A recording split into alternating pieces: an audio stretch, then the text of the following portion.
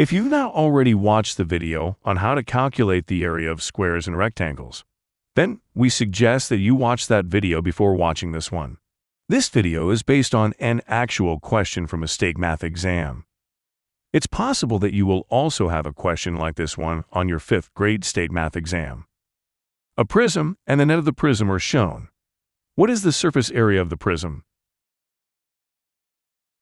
If we could unfold a prism like this and lay it flat, we would get a figure that we call a net. Each green square is part of a wall from that unfolded prism. For a review on what a net is and how to recognize what nets go with what three-dimensional shape, please see our overview video on this topic. We've made many videos showing specific examples of nets and three-dimensional shapes, which are in this playlist. The total surface area of the prism is shown as the green squares. First, we need to know the value of each square. This key tells us that each segment this long equals 1 inch. That means that each square is 1 inch wide. And it also means that each square is 1 inch high.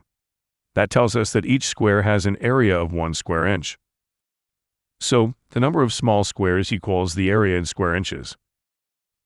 We could find the total area by counting up the number of small squares. When we count up all the squares, we get 94. The surface area of this net is 94 square inches.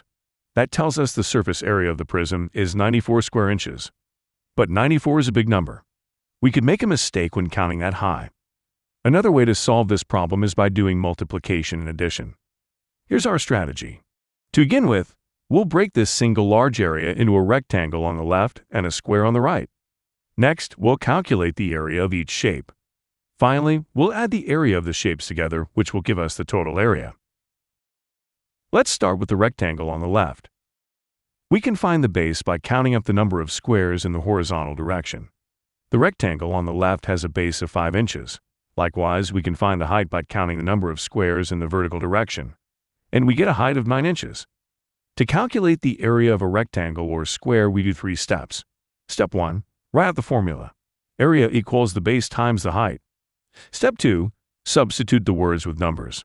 In this case, the base is 5 and the height is 9. Step 3. Do the calculation. 5 times 9 equals 45. So the area of the rectangle on the left is 45 square inches. The square on the right has a base of 7 inches and a height of 7 inches. To calculate the area of a rectangle or square, we do 3 steps. Step 1. Write out the formula. Area equals the base times the height. Step 2. Substitute the words with numbers. In this case, the base is 7 and the height is 7. Step 3. Do the calculation. 7 times 7 equals 49. So the area of the square on the right is 49 square inches. To find the total area of this net, we add the area of each shape. 45 plus 49 equals 94 square inches. That's the same number we got when we counted all the squares. Choice D is correct. Thanks for your attention.